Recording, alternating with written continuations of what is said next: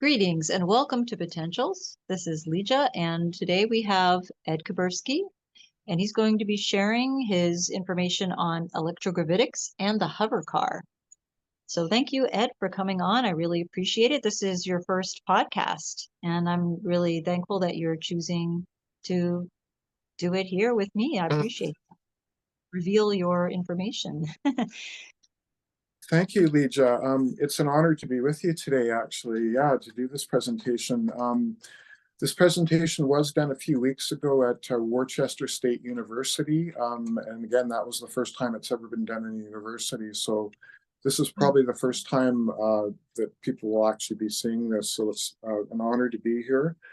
I'll talk to you a little bit today about some of my background before we go into the actual HoverCar and all that technology. When I was 12 years old, I was physically beamed aboard a starship. And I can never forget the feeling of my body tingling and being taken apart as I was beamed up. There was a really bright light. And then there was just an incredible amount of energy, something that is almost indescribable. I did an Akashic reading with my friend Rebecca Rose a couple of days ago, and we went back and sort of checked this out a little bit more. And she was saying that it's something that you would never, a feeling that you would never even feel on Earth, essentially, because her being intuitive, she actually felt what I felt when I was up there when I was 12. Another thing that came out of the reading was, so what happened was my heart had stopped. I was really sick, and that was the reason why I was beamed aboard, essentially.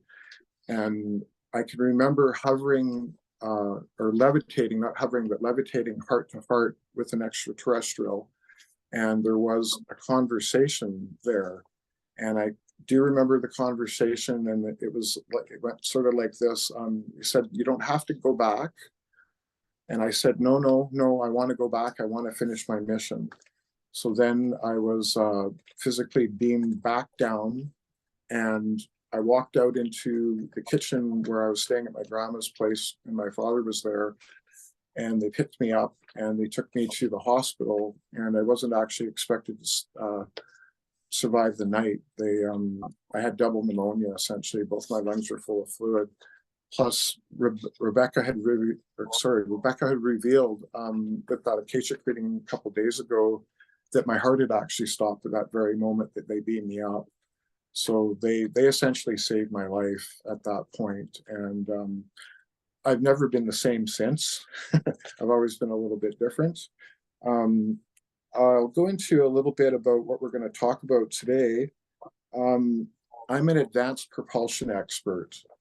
So what does that mean? Advanced propulsion is actually a new theory of flight. And we haven't had a new theory of flight for probably over 100 years now, right? So it's kind of a neat thing to be coming along. Yeah, that's awesome. Yeah. And I'm so happy to bring it to all your listeners as well here, because truly what you guys are going to hear today is something that's going to be within your future within the next decade. Like this awesome. Is within the next 10 years, essentially. Yeah. So I'll go into my background a little bit. I have an honors diploma in mechanical engineering technology. And what is that? Mechanical engineering technologists are people that actually take designs right from conception to building the prototype to actually having it, work in the end. So essentially that's what kind of our job is to take these technologies and actually make them work and build the prototypes. And back in the day when I took engineering, I had a friend of mine who built a helicopter kit. And it was from parts, like it was boxes that came in, and you physically had to build the whole thing, had to weld it up, build the whole machine. And so my thing has always been vertical takeoff and landing, which is VTOL, so VTOL, vertical takeoff and landing. And this new theory of electrogravitics, the HoverCar is going to use this technology essentially. So we're going to talk a little bit more about that. My background is theoretical physics and sound research. That's sort of what I've done for the last quite a long time. Also, I do high voltage tube electronics and build speakers, sound rooms, all kinds of electronics and things like that. So I'm Awesome. really happy today to bring you this presentation on the HoverCar from Stavatti Aerospace. So we'll kind of dive into that now. Okay. We'll bring that up. Yeah. And what I'll do is I'll talk a little bit more about my background and my interest in vertical takeoff and landing machines, essentially. And we can kind of go from there. Okay. Can you see this? Yes, I can. Perfect. Great. All right. So I have a deep military background with my friends and family. I was in the Canadian Navy for a short time, and on the wall behind me, there's an honorary Space Force emblem that my military friend sent me a couple of years ago. So I still actually have a couple members of the family that are friends and family that are active military, and one is young George, who just became a Marine, and another one is an active pilot that is really, really, really high ranked. So in later podcasts, we'll talk a little bit more about them. But today we're going to talk about my father. My father was in the Cuban Missile Crisis back in the day, and he was a radar guy on the DEW line, which was the Distance Early Warning line in the high Arctic. So what they were worried about was nuclear missiles coming over from Russia over the poles, over the North Pole. So they set something up, and I think it was 1958 when it first started, something called NORAD. And NORAD is essentially our nuclear missile defense system for North America.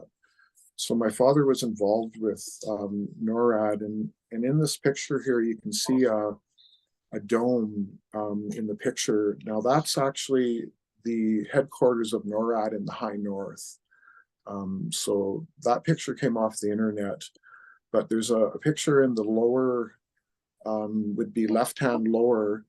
There's a color picture there, and it's got that same dome in the picture, and I'll explain to you who took that picture and how they took it in the next slide. But my father, if you go from left to right, he's the first guy in the middle row. So that would be my father, and his name was Ed Kabursky as well. And he was in the Canadian Air Force back in the day. The other person that's in the picture there is my best friend. My best friend's name is Al, and that's his father at the lower part there, the color picture of the guy below the dome. And his father's name is Davis, and Davis was also in the Cuban Missile Crisis. Davis was in the American Air Force, and he was a fighter pilot. And over the Bay of Pigs during the Cuban Missile Crisis, he was actually shot down and captured and then traded back. So he's had a pretty interesting life. He was also a test pilot in Nevada as well back in the day.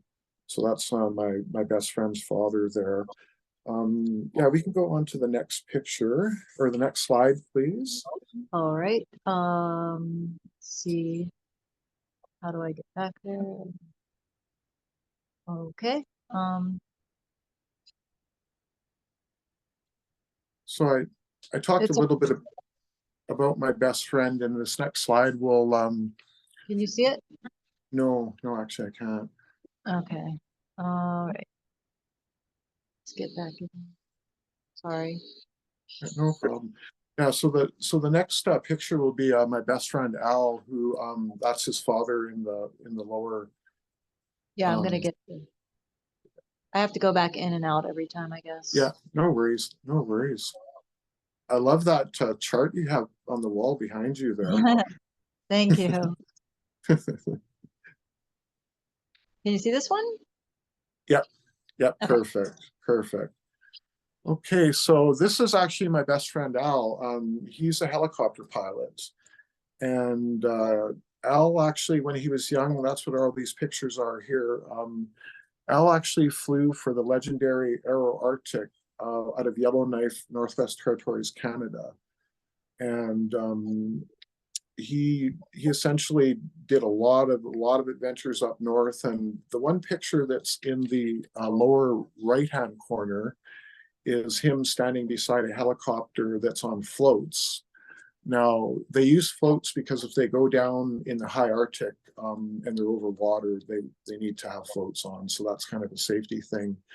But that picture was actually taken at the same time that the NORAD dome color picture from the first slide was. Essentially, what he did is he landed his helicopter, that helicopter, as close as he could to NORAD headquarters without getting arrested, and took that picture so that we've got it to share with you guys. So yeah, this is my best friend Al. He has over 20,000 hours in a helicopter, and he's retired now. And he was a military helicopter pilot in his later life, and even flew with night vision and whatnot. So my fascination in helicopters has kind of led into what we're going to go into more as we go more into the presentation and talk more about the HoverCar. Yeah, so I think we can go on to the next one. Okay. Mhm. So this one will be still talking about my best friend Al, the helicopter pilot. We're just going to show you something really cool that he did while I'm he gonna was see up if I north. can. I hope this is the right one. It's kind of hard to tell on my phone, but Yeah, no, that's not it. no, Sorry. it's That was a different one. split the territories apart. Yeah, Looks like, yeah. yeah, I know it's to split the territories apart, but I'm just trying to find it in the file because I couldn't put them in order, unfortunately. right, yeah. Um, And that's my fault because I sent them in the wrong order to you. Sorry. oh no, it's not. Is this it? Yes. Yep, you betcha. So this is a really interesting story. They in 1999, you can see this is just a Google search. Um, they split the Northwest Territories into two pieces, and one of them was just called the Northwest Territories, but the other part was called Nunavut. So essentially, Canada got a new territory called Nunavut. And what happened was Al he was flying the helicopter, one of those Air Arctic helicopters, like in the pictures, and he had a big giant GPS box, he said, right beside him in the helicopter. But he also had two scientists in the back of the helicopter, and the scientists told him, using the GPS box where uh, they wanted him to fly. And the flight that they took that day is actually on the maps of all the worlds now. It's they essentially split the territories into two that day. So I just wanted to kind of tell you guys about that because it's kind of a neat thing that was done up north That's cool. with the best friend. Yeah, All right. Next one is the yeah. Now we're this is the Nazi craft with yeah, men. yeah. So now we're Yes. going to dive into some of the actual technologies that are going to be used in the HoverCar, and they're actually not new technologies. This picture is out of one of Dr. Sala's books, I believe, or maybe it's William Tompkins' book. Dr. Sala, I know Dr. Sala, so he gave me permission to use all of his pictures and information, and same with Dr. Robert Wood. He's the main editor of Tompkins' books, and I know him as well. So I think this picture is actually out of Tompkins' book. And this is a picture that was taken during World War II of, there's four German officers standing beside what's called the Hannibal spacecraft. And there was different versions of this. So the Germans did have flying craft back in World War II, and this is proof of it. And there's lots and lots of other proof out there as well too. But this is the technology that is going to be used in the HoverCar. And the reason I'm showing this to you today is because if we can go to the next one, I'll start talking about a few more of my friends. Oh, and the other things I can say about the Hanabu is the Hanabu 3, which isn't that craft, but is a larger craft. It could reach speeds of 25,000 miles per hour. And that's significant because I think we need, I think 17,500 to get out of our atmosphere. So Dr. Sala, I think it's in Tompkins' books or one of Dr. Sala's book. He talks about how the Germans were actually on the moon in 1947. So they've been there for a really long time, and they use that technology to get there, which is the technology that we're going to talk about a little bit today. Now, this is a picture of my dear friend Carmen Miller. Carmen and I met Carmen when I was 16, and we went to high school together in Penticton, British Columbia, Canada. And Carmen's father, who we're going to talk about a little bit more, her father was a brilliant, brilliant man. And her father actually was in the Hitler Youth during World War II. Now, I mean, it wasn't by his, he didn't want to be there. And of course, after the war, he totally got away from all that. But he did actually see technologies. And he did see something called the Nazi bell, which is something that we're going to get into a little bit more in the next couple slide presentations. But I just wanted to introduce you to Carmen because the machine that was in that picture is, yeah, we can go back to that just a little bit again. The machine that's in the picture with her is it's called a magnetic over unity motor generator. And it was something that her father designed and constructed back in the 80s. And I knew her father well. He was brilliant. And I used to go up and spend hours and hours and hours talking about high physics and things with him. But this actual machine, this machine that you see in the pictures, on my 50th birthday party, which was a bunch of years ago, I flew down to Penticton and we had a big party there for me with all my friends. And Carmen was there. So I asked her, I said, so when was the last time you fired up your dad's machine? And she said, well, it's been like a decade. And I said, well, Carmen, I'm here right now. Why don't we do that? So the next night we went over to her house with about maybe a dozen people, and we actually fired up that exact machine. Now, when that machine is fully operational and running, it produces more power than it consumes. So essentially, it's a generator that self-runs and will run itself. So it's and this is something from the 80s. So I was into free energy and anti-gravity technology right from high school, essentially. Yeah. So we'll go on to the next one, and this one is. Yep. Yes. So this one coming up, this picture is actually Bill Mueller, Carmen's father. And this is one of the machines that he built really early on. I don't actually ever remember seeing that particular machine. So he probably would have been working on that just around when we were in high school or maybe shortly after high school. But this is Bill Mueller, who actually saw the Nazi flying bell or the Nazi flying craft. So we actually have someone that I personally knew very well who witnessed these technologies back during World War II, essentially. So this is something that was covered up for a really, really long time.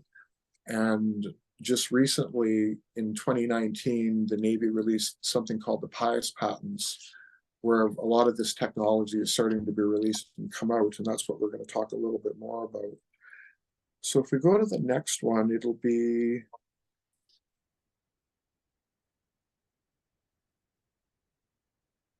it should be Bell. Okay, the Bell one. the bell. Yeah. So this is what he saw. Now this is just the artist's rendition of it, but there is an actual movie on the internet with this thing with big giant chains on it, and it's flying around like wildly, almost out of control practically.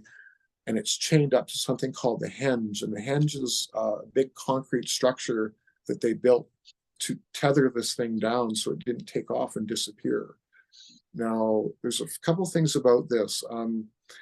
The technology that's used in this is actually true anti-gravity, where you have torsional fields that operate and counter, they operate counter or against themselves. So the technology that we're going to be talking about today is actually not this exact same technology. This technology of the block of the bell is actually something that if you sort of push the technology, you get into time travel and teleportation.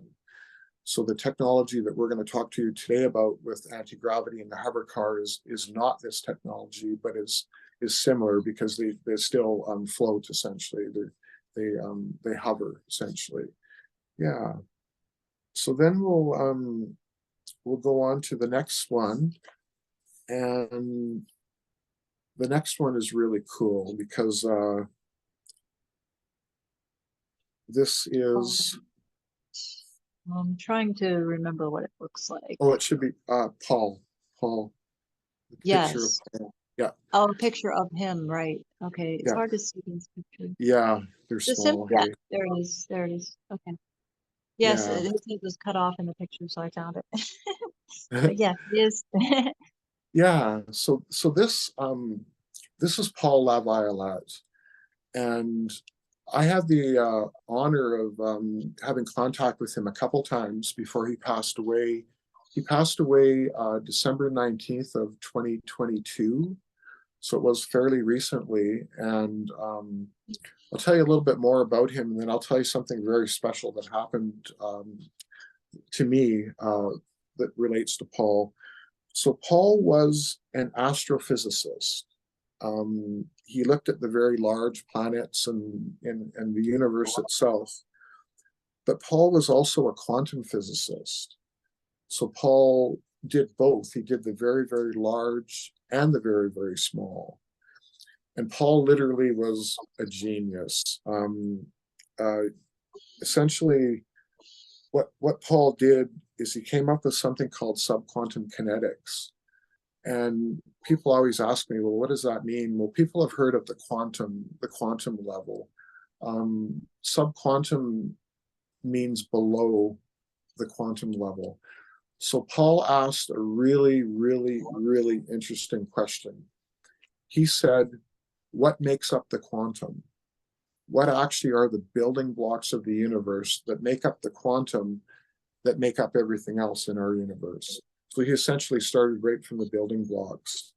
And so that's why it's called subquantum, so meaning below the quantum. And then the kinetics part at the end, kinetics just means moving.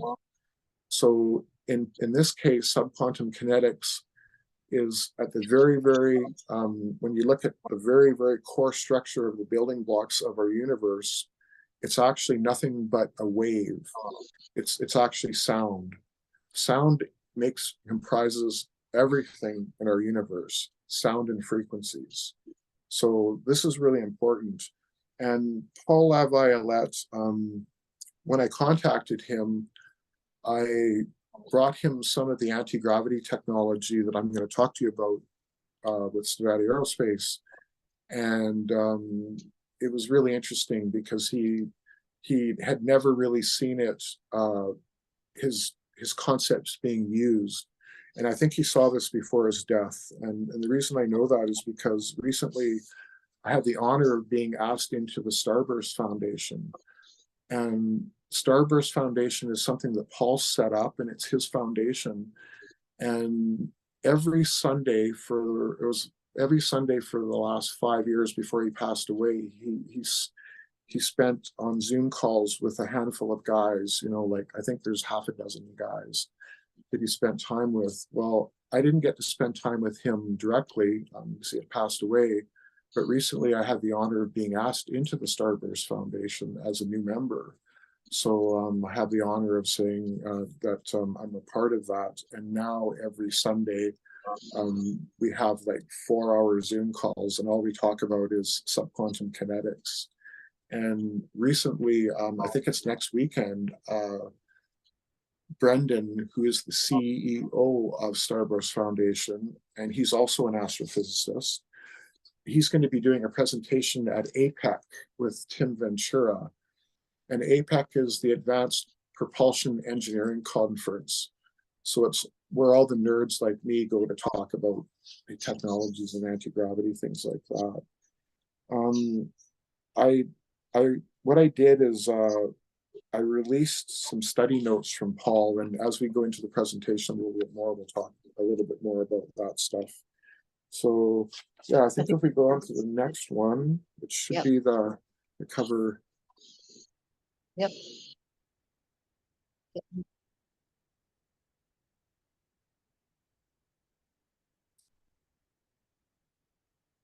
Yeah, so what happened was on April 1st of 2021, I had actually sent a letter it was to Elena Denon first and then to Dr. Sala a couple days later. And I had written 80 pages of handwritten notes about Paul Laviolette on, like it says here, Tesla, anti-gravity, and free energy. And these are just essentially my study notes from all of his work and whatnot.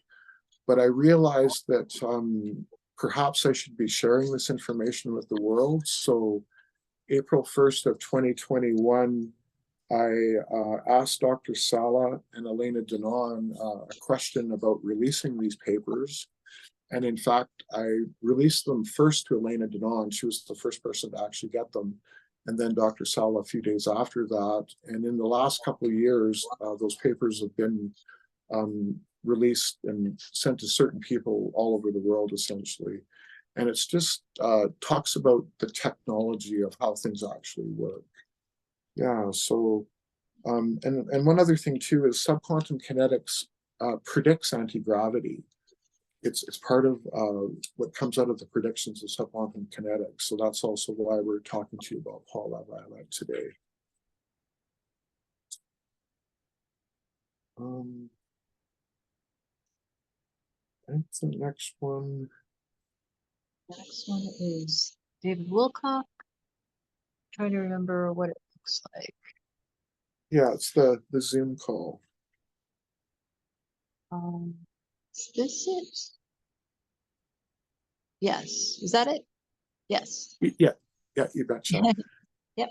Oh, yeah, so this is pretty interesting. So what happened was this is October 30th of 2021, and this is a Zoom call that I had with David Wilcock. And David Wilcock, if anybody's ever watched Ancient Aliens, the show on History Channel, it's been on for, I don't know, 20 some odd years now. David Wilcock was the host of the show at the beginning for over 100 episodes. So he was on the show, and I think he actually still consults on the show to this very day. So this Zoom call was literally mind-blowing.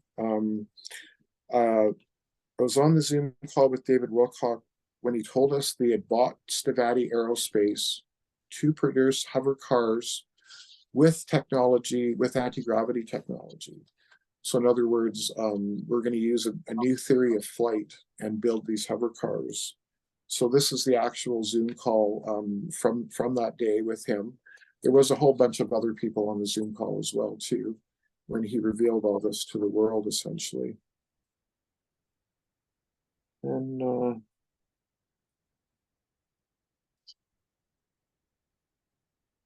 All right, next one. It's an email. I think this is the email. Yeah, it's the one with Is that it? no, no, it's the one with although you know what, we've got that one actually. So Oh, let's go with that one. okay. Yeah, I'll go back. yeah, let's go with that one because I didn't really talk too much about that one. And that Fine. this one's really interesting. Yeah, so this is the actual email that I sent to Dr. Sala on April 1st of 2021. And this is when I actually sent Dr. Sala the study notes from Paul Laviolette that I had sent to Elena Denon a few days before that. And I essentially said to Dr. Sala that here's my notes, and I wanted Elena Denon to ask her friend Thorhan Iridian if the world was ready for this information, essentially. So that's what this email says. And Dr. Sala came back, and I actually can't read it. Can you read it from there? The very top portion that Uh, Dr. Sala came back to me. Okay, I can read it now. It says, so after I sent it to Dr. Sala, he said, thank you, Ed. Your notes are very helpful in better understanding Paul Laviolette's work on electrogravitics and explanation of Brown's theories. Aloha, Michael Sala. And then he says, the truth is like a lion. You don't have to defend it. Let it loose, it will defend itself. And when I read that, I was like, okay, maybe we should start releasing these papers more. So this is sort of the beginning of these anti-gravity papers being spread out and released to certain people across the world, essentially. And Thorhan, for those that don't know, Thorhan was a fleet commander back in the day, but he's since had promotions now. But back in the day, he was a fleet commander, and he's a fleet commander with the Galactic Federation of Worlds. Elena Denon is the emissary for the Galactic Federation of Worlds, so her role is spokesperson between, essentially between Space Force and the Earth Alliance and the Galactic Federation. So she kind of talks about things that are going on out in the universe. So this one here is a posting that I did on David Wilcock's forum. The day after David Wilcock told us that he bought Stavatti Aerospace to produce HoverCars, I posted this on his forum, and oddly it ended up number 51, and we'll kind of go into why that's kind of strange in a few moments here. But essentially what this is saying is this is the theory of anti-gravity according to subquantum kinetics from Paul Laviolette. So I kind of go through it, and in just a real simple way of explaining it is what we do is we create in front of the spacecraft or aircraft or whatever we're trying to fly, we create what's called a well, or you can think of it as like a hole, just like a hole in front of the spacecraft. And what happens is the spacecraft naturally wants to fall into the hole. It wants to fall into the hole. So it falls into the hole. And as it does that, from behind, we push with another hill. So we have a well at the front, or a hole at the front of the spacecraft, and behind it we have a hill. And that hill pushes the spacecraft along into the hole, and this whole thing flies through the ether. And the best way, the most elegant way I can describe it is we swim them through the ether. So essentially it's just like swimming, where you're doing your strokes, and we swim them through the ether. So that's a really good explanation on so all how it works and whatnot. So now this is what I'm so excited to show you guys. Let me make sure I got it. Yeah. Oh, yes, yes. There it is. Awesome. Yes. Oh no, that's the, hang on. Go it's the one with, that's not the picture, it's the drawing Of the drawing. of the Oh, right. HoverCar. Yeah. Yes, drawing, Which not the photo. Okay, yeah, sorry. we're I going to thought go that into was, that one, yeah, a little bit more later. I was getting ahead of myself. Yeah, Sorry. no Sorry. problem. There you go. Drawing. Yes, so this is actually the HoverCar. This is something that Chris Beskar, who is the CEO of Stavatti Aerospace, designed a really long time ago, I understand. If you look closely at the wings, there's lines down the wings of this HoverCar. And the reason why they're there is because the wings will fold up so that the HoverCar will fit into a garage, just like a car, essentially. Um, it will hold four people, so it's a four seater. It will fly to 2,500 feet, and if you want to go higher than that, you'll have to get a pilot's license because that's like an FAA rule. So it will do that. It will fly 250 miles an hour. It will be programmable, so you can just enter coordinates in, and it'll fly you there. Essentially, you don't have to do anything.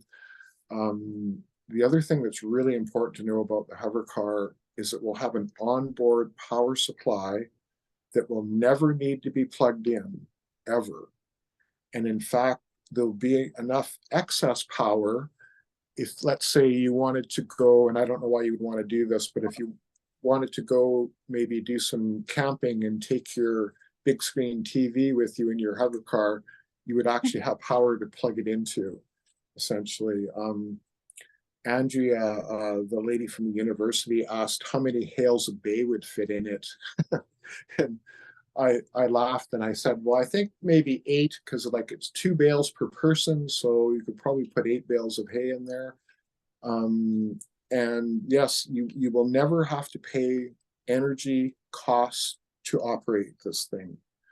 It will have onboard power and never need to be powered up or charged or anything like that. And in fact, I live in a small cabin up near Alaska, and it'll have enough power to power up this whole cabin, essentially. So I could have my HoverCar parked outside, plugged into the cabin, and it would power up the cabin with no cost. So that's why we call it free energy. It's not really free because you have to buy all the technology to make it work. But once you do that, you're not going to have an electrical bill down the road. And what's going to happen with technology as we move along, Chris Beskar has said several times that we're going to have more energy than we know what to do with. And it's going to change the economy because most of the production costs of things, over half the production costs, like over 50% of the cost of building something, has to do with energy, whether it's actually building it or transporting it or cutting the trees down to have wood or whatever. You need energy. The moment you take energy out of the equation of an economy, now your economy, there's all kind of money freed up to do all kinds of things that we actually should be doing and not paying bills to banks for the rest of our life type of thing. So this is really going to change everything in the world. And this is 10 years away, you guys. We go to the next slide here. And this will be from Stavatti Aerospace.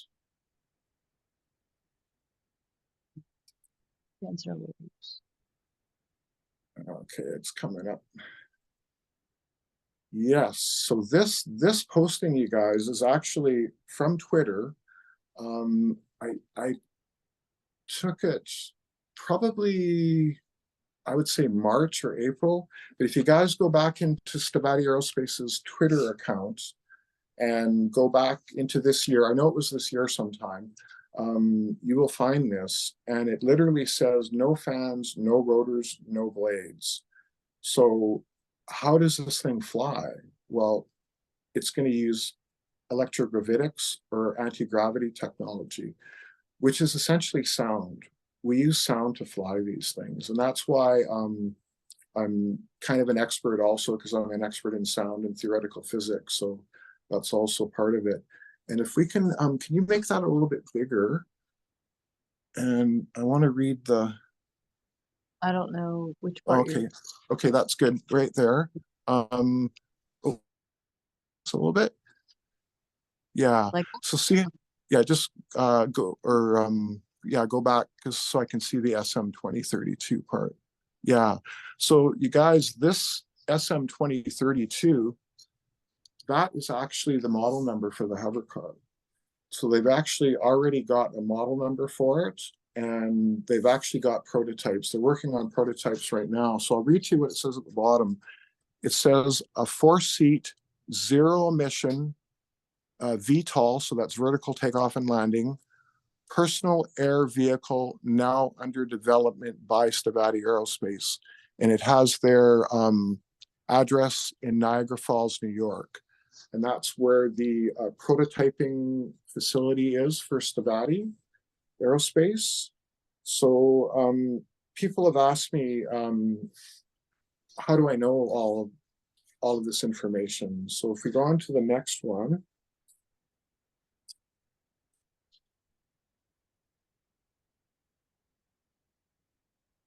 yeah, I love that chart behind you.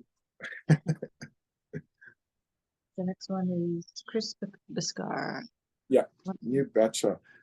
I'm not sure if I can see it. It's orange. It's Oh, orange. that helps. Thank you. Yeah.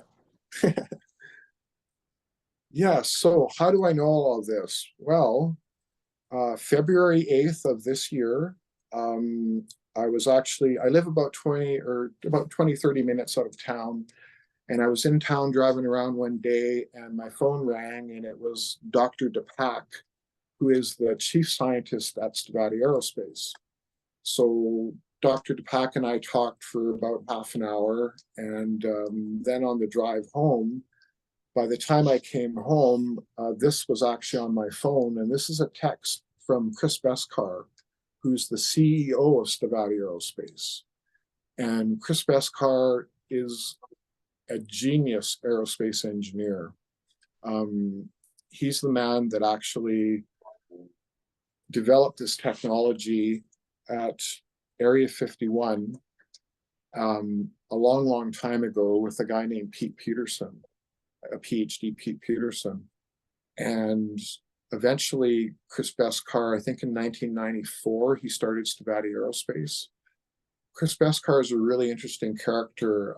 I think it was in grade 10 in school, he won a contest for the best fighter design. Like he drew a really cool aircraft design and won the contest. And I think he had won a contest a few years before that, earlier in grade 8 or something like that as well.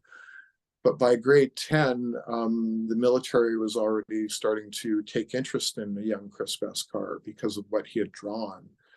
And in I think it was his first year of university, 1994, Chris Biscar started Stavatti Aerospace. So it's been an organization that's been around for a really long time.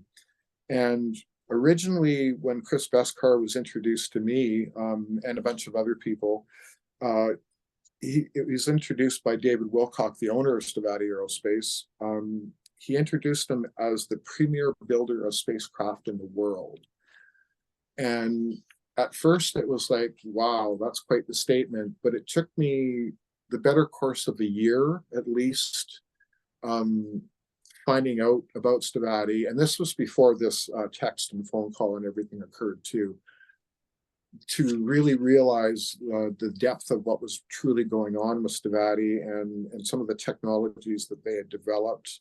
An example of this is Chris Biscar is actually working on a replacement for the F-35 fighter right now. So he's actually working on a design that's going to replace the F-35 at this point is the pinnacle of our fighter design, and Chris Biscar is already working on a replacement for it. Chris Biscar also designed the helmet that is in the F-35 fighter, and it's actually consciousness technology. So these guys put this helmet on, and when they're doing their thing and they need to shoot a missile off, they don't even have to push a button or anything. All they need to do is think about it, and off it goes. So this is the type of technology that Chris Biscar is working with and has worked with for a very long time. And in later podcasts, we'll go into a little bit more about Chris Beskar, but we'll talk a little bit more about Pete Peterson because, and the story of how Stavatti came to be, because it's very interesting. David Wilcock had a longtime insider at Area 51, like for a decade, at least for a decade, that he knew, and his name was PhD Pete Peterson. And Pete Peterson is a really interesting character because Pete Peterson was the grandson of Nikola Tesla's lab assistants. So Pete Peterson had all of Nikola Tesla's true technologies and knew what was really going on. And Pete Peterson worked for DARPA, which is Defense Advanced Research Projects Agency.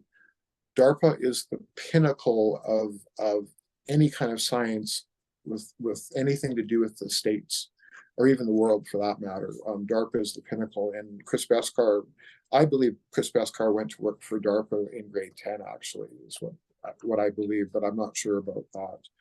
But yeah, so he's a pretty interesting character. And it'll lead us into the chart that's right behind you there on the wall. Yes, the Rockwell space chart. Yeah, this is the Rockwell space chart, and I actually happen to know the man. I call him my friend now, especially after he took Andrea Martin, the researcher, the professor from the university where I did the presentation. I put Andrea and Frank Chile together, and Frank Chile literally took Andrea under his wing, and they're like the best of friends now. And there's all kinds of other cool stuff that we'll talk about in later podcasts happening as well too. So, but Frank Chile is the man that released the Rockwell space chart, this chart that's behind you on the wall. And what's so special about it is this chart was started by William Tompkins in 1952. And Frank Chile, Tompkins was asked on the radio, Jeff Rent's radio show over 20 times by Frank Chile. And Frank Chile is the executive producer of the Jeff Rent show. So what happened January 13th of this year was Frank Chile called me up because I talked to him a couple times before, and he asked me if, the first thing he asked me was, your father was part of NORAD? And I said, and then he said, a high officer? And I said, well, he was part of NORAD, but a high officer, I'm not sure because I don't know what his rank was. But so I was asked on the Jeff Rent show, and I actually talk about Stavatti Aerospace, Electrogravitics, Elena Didon, Thor Han, and everyone on the show. So that was back in January. You can go check it out. But really, if you go back there and check it out, you want to go back there and check out William Tompkins' actual, things with Jeff Rent's as well too, right? Because there's some tremendous information there. And Tompkins designed that whole chart behind you. Everything that's on that chart is all his work. But Tompkins, and this chart is the chemical rocket program. This is a chart that NASA is still using, and SpaceX and companies like Virgin Galactic and Blue Origin, they're all using this still. Now, it's very interesting because I've got an email that we'll share with you next time from Dr. Sala, but I'll just let you know what it says. Dr. Sala says that everything on this chart has already been done. Everything has already been done on this chart. And what he's talking about is the secret space program. So there's something called the secret space program. Now the secret space program is just known as Space Force, essentially. When Space Force started, they sort of took over the secret space program. And the thing is that there's something called Solar Warden. And Solar Warden is actually the actual program of the secret space program. It's called Solar Warden. Well, here's the thing. William Tompkins not only designed that chart behind you, which is all of NASA and the whole space program, he also designed the complete secret space program as well. So next time we'll dive into Tompkins a lot more because I've had the pleasure of personally knowing 5 men that knew Tompkins personally. So I've had contact with 5 men that knew Tompkins personally, including Dr. Sala and Frank Chili, Jeff Rentz, and a couple more that we'll talk about next time. So it's a real special thing. So I think the last slide that we have there is, in fact, The one that I tried to show earlier, right? yeah, you were trying to let the secrets out too fast there. I I love this picture. I What can I know, say? right? And so people will ask, where's the proof? Well, here's some proof right here. This is actual. I, I believe that this came from the French secret space program. So this is a Solar Warden craft that was built by France, because it's not only the States, the US that was part of the Solar Warden. There were a lot of other countries involved with this because it's a huge thing. This is an actual picture of one of the craft while it's being built. So it looks kind of like a submarine, but it's not. This is an actual spacecraft. And once you have anti-gravity technology, when you can literally take that thing and float it, you can literally take that thing and float it out to space. And that's the technology of the HoverCar that we're talking to you today about. So Solar Warden uses similar technology, although the technology that Solar Warden uses, especially this new technology, goes far, far beyond anything that I'm talking about now. Yeah, and it's stuff that we can dive into later down the road, sort of thing. So, yeah, I'm really happy to be able to bring you information on something that you guys are going to see in your near future. And Chris Beskar has said a couple times now that the HoverCar will be the price of a Honda sedan. So he doesn't want to make it expensive for everyone. He wants everyone to be able to afford it. So it's really going to change things as we move along here. And think about not having to put tires on your HoverCar or oil changes, or there's so many reasons why it is so much better, this technology, right? It's about time. Yeah. Yeah, they've they were trying to reveal this in the 60s, as a matter of fact. The end of the 50s into the 60s, and there was somebody called Otis Carr. Otis Carr is a really interesting character too, because I told you guys about Pete Peterson. Well, Pete Peterson was the grandson of Nikola Tesla's lab assistant, so he's connected to Tesla very closely. Otis Carr was Nikola Tesla's kind of like bellboy when he lived in the New Yorker hotel. Otis Carr would go up to Nikola Tesla every day and say, what would you like to?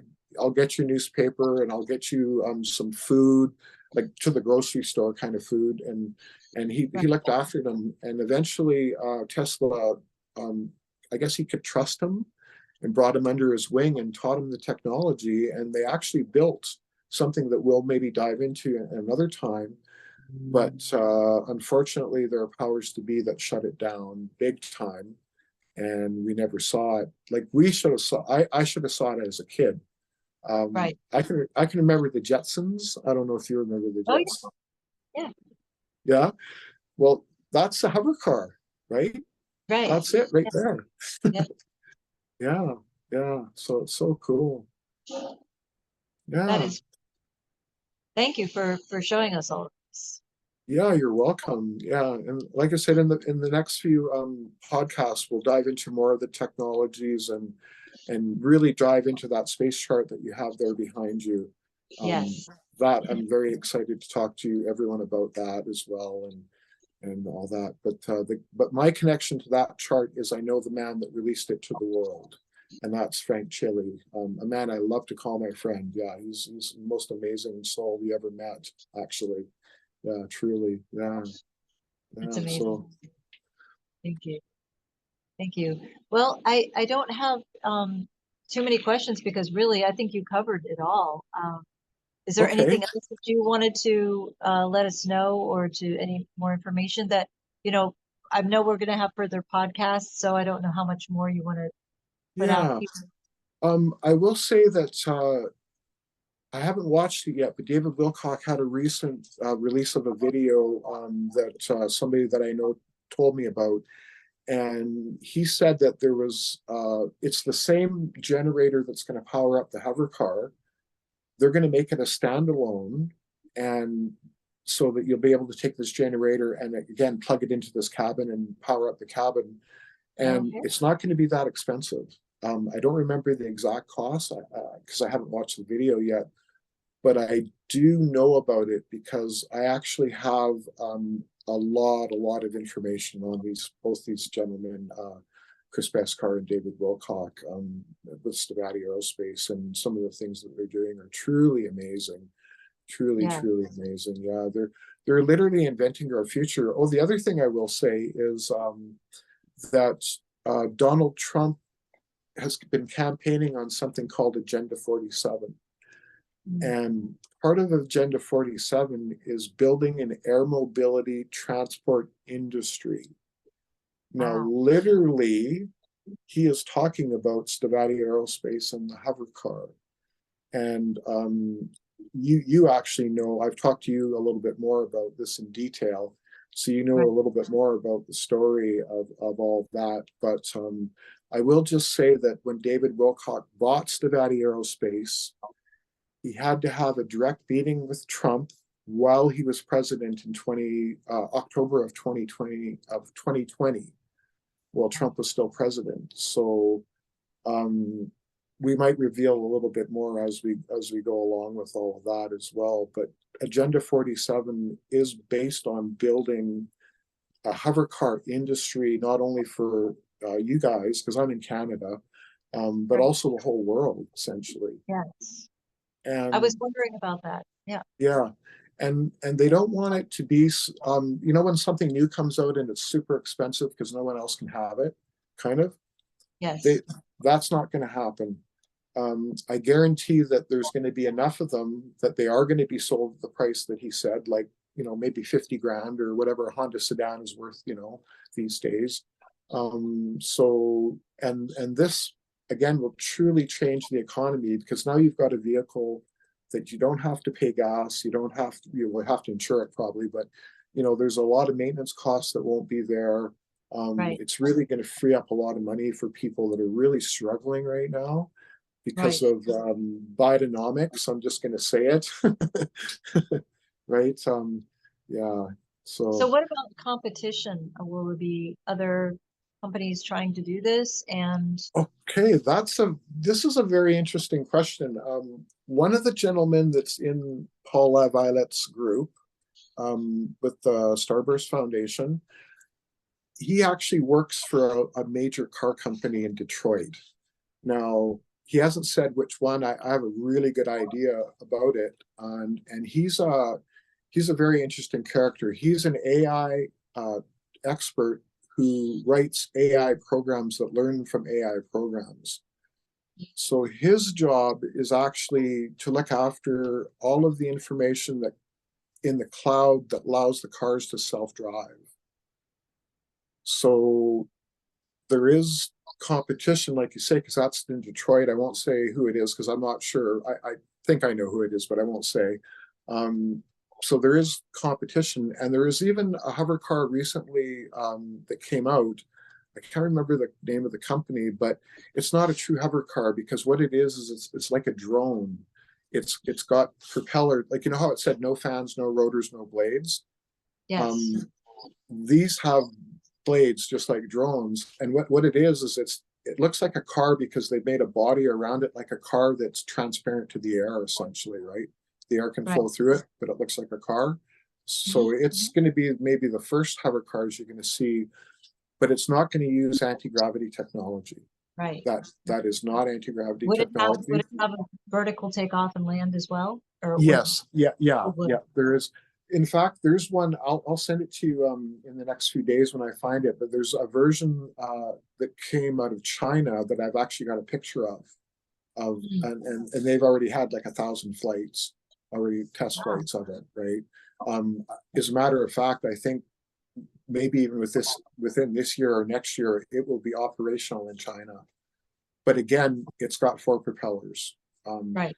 right? It's one of It's not those. anti-gravity, so Yeah, yeah. it's not anti-gravity, but it is vertical takeoff and landing, and it will, yeah, it'll do VTOL, and it'll, do a lot of really cool things. Mm, And it's not going to have free energy on board either. right, right. You're, That's what you're, really makes this stand out is the free energy.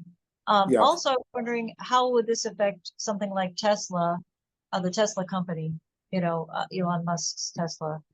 no, Um, that's a good question, actually. Yeah, Tesla, I would imagine that he has plans somewhere down the road. It's kind of a funny thing because I've been on Twitter, or I was on Twitter. I got to get back on there. Elon kicked me off. Actually, we're going to have a talk about that, but with Elon when I get a chance.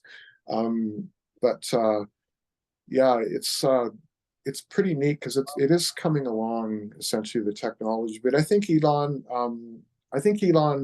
working on the chemical rocket program. Elon is working on what's behind you on the wall. He is still working on that, essentially. And on Twitter one day, it was a picture of Elon with his child, and it was something about teaching his child something, and I said, oh, it was teaching his child space engineering or something. And I commented back with, why don't you teach him electrogravitics? yeah, So, right. exactly. So, Maybe he is, but he's just not saying. yeah, yeah. As a matter of fact, I was actually asked by someone if I wanted to talk to Elon because of the space chart that's behind you. Because I know the man that released the space chart, Frank Chile. One day somebody came along that knows Elon and said, hey, would you like to talk to him one day? And that's why I said maybe one day I will get a chance to ask him why he canceled my Twitter account, Yeah. sort of thing. But I mean, he's going to eventually move into this technology as well, for sure. The Yeah. whole world will. I'm And actually surprised he's not at the forefront of it, but on the other hand, I'm not surprised because he's still in the other direction. So yeah, well, that chart that's behind you, there's down the left-hand side of it, there's the dates, and the very bottom of the chart goes to the year 2100. right, And we're actually only about halfway through that chart. So Elon's right, got a lot more work to do yeah, to get through that, because he's got all the government contracts and private contracts with the chemical rocket program. But once electrogravitics and this stuff comes on board, like I said, the real clue in the hover car is in the model number. It's SM-2032. Now, mm, all of Chris Bescar's designs start with SM, which right, stands for Super Machadi, I think, or something like that. I can't remember, but they all start with that. But the 2032 is a big clue right yeah, there, right? yeah, But hopefully sooner. I mean, yeah, this could happen a whole lot sooner. And if everything goes well with the elections, with your guys' elections coming up, I would say within a year after that, you're really going to start seeing stuff accelerating, essentially, and this stuff might even come faster. I do know they're working on building production of them sort of as we speak, actually, so that there's enough of them, or they're setting up their production to build those large quantities so that they can bring them out and everyone can have one, essentially. Yeah, right. and there are other things too. For example, I'm connected to the Russian space program quite a bit too, and I know of a place in Russia that is actually doing pretty much the same thing that Stavatti Aerospace is doing in America, essentially. Maybe we can talk about that on a later podcast as well, because that will be a whole other deal. But yeah, so I'm kind of tapped into that because of a book that I was asked to have a look at, the English version of a book called New Aerospace Technologies. And it's written by Alexander Frolov. And Alexander Frolov is the former owner of the Faraday lab in St. Petersburg, Russia. So he's a major Russian scientist. And I agreed to do the book before the war started. And just a little while ago, I contacted Frolov, and we came to the conclusion that we're not going to do anything until the war's over, essentially. And then we're going to maybe go from there, essentially, with the book. But the book is a book on ether physics. And in fact, it's probably the best book ever written on ether physics in history, as a matter of fact. And I was asked to look at it because of some quantum kinetics. Carmen actually asked me to look at it, as a matter of fact, because Carmen knows Alexander Frolov personally. So she asked me to have a look at it, and my conclusion was that the physics that they were talking about in aerospace technologies, the ether physics from the Russians, was the same physics of subquantum kinetics, except that Paul, like I said, took it one level lower and said what makes up the quantum, and which is the subquantum, and the Russian book doesn't go to that level, essentially. But it definitely matches. So my thing was that it is something that definitely matches the theories of ether physics that come from Nikola Tesla himself. And when I had contact with Paul Laviolette before he passed away, I actually nicknamed him Tesla 2.0 because Paul literally took Tesla's work and finished it, in my opinion. And on another confirmation, if you read through Elena Danon's books and you read some of Thorhan's writings, Thorhan will say in there that, and I say it two different ways, all is sound and sound is all.